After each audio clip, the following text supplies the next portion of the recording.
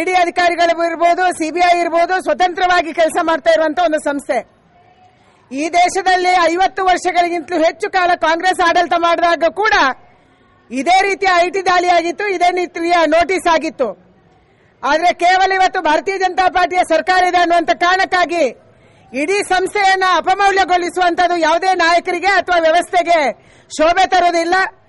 ಆ ಇಲಾಖೆಗಳು ತನ್ನದೇ ಆದಂತ ಕೆಲಸವನ್ನು ಮಾಡ್ತಾ ಇದ್ದಾವೆ. ಅವರ ಮನೆಯಲ್ಲಿ ಸಿಕ್ಕಿರುವಂತಹ ದಾಖಲೆ ಮತ್ತು ಅವರ ಮನೆಯಲ್ಲಿ ಸಿಕ್ಕಿರುವಂತಹ ಹಣ, ಅವರ ಮನೆಯಲ್ಲಿ ಸಿಕ್ಕಿರುವಂತಹ ಆಸ್ತಿ ಪತ್ರಗಳ ಆಧಾರದಲ್ಲಿ ಆ ಇಲಾಖೆಗಳ ಕಾನೂನಿನಂತೆ ಕ್ರಮವನ್ನ ಕೈಗೊಳ್ಳಲಿಕ್ಕಿದ್ದಾವೆ. ಇಲ್ಲಿ ಮುಖ್ಯವಾಗಿ ಅವರಿಗೆ ಸಿಕ್ಕಿರುವಂತಹ ಇಲಾಖೆಗೆ ಸಿಕ್ಕಿರುವಂತಹ ದಾಖಲೆಗಳನ್ನ ಪರಿಶೀಲನೆ ಮಾಡಬೇಕಾಗುತ್ತೆ.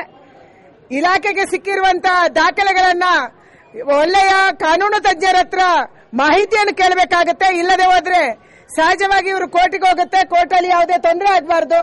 ಈ ಕಾರಣಕ್ಕಾಗಿ ಅವರು ಪರಿಶೀಲನೆಯನ್ನು ಮಾಡೋದಕ್ಕೆ ಇಷ್ಟೊಂದು ಅವಕಾಶವನ್ನು ತಗೊಂಡಿರಬಹುದು.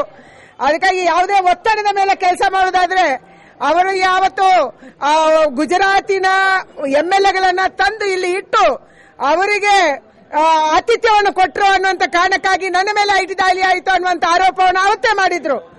ಇದು ರಾಜಕೀಯ ದಾಳಿ ಅಲ್ಲ ಅನ್ನುವಂಥದ್ದು ಇದರ ಕಳೆದ 7 ತಿಂಗಳಲ್ಲಿ ದಾಖಲೆಗಳನ್ನ ಪರಿಶೀಲನೆ ಮಾಡಿದಂತ ಅಧಿಕಾರಿಗಳಿಗೆ ಸಾಬೀತಾಗಿದೆ. ಈ ಕಾರಣಕ್ಕಾಗಿ ದಾಖಲೆಗಳನ್ನ ಪರಿಶೀಲಿಸಿ ಕಾನೂನಿನಂತೆ ಇಲಾಖೆ ಕ್ರಮವನ್ನು ಕೈಗೊಂಡ್ರೆ ಅದಕ್ಕೆ ಸರ್ಕಾರ ಯಾವುದು ಏನು ಮಾಡಕ್ಕಾಗಲ್ಲ. ಮತ್ತು ಇದನ್ನ ಪ್ರತಿಯೊಬ್ಬರು ಕೂಡ ದೇಶದ ನಾಗರಿಕ, ದೇಶದ ಪ್ರಜೆ ಅರ್ಥ ಮಾಡ್ಕೋಬೇಕು.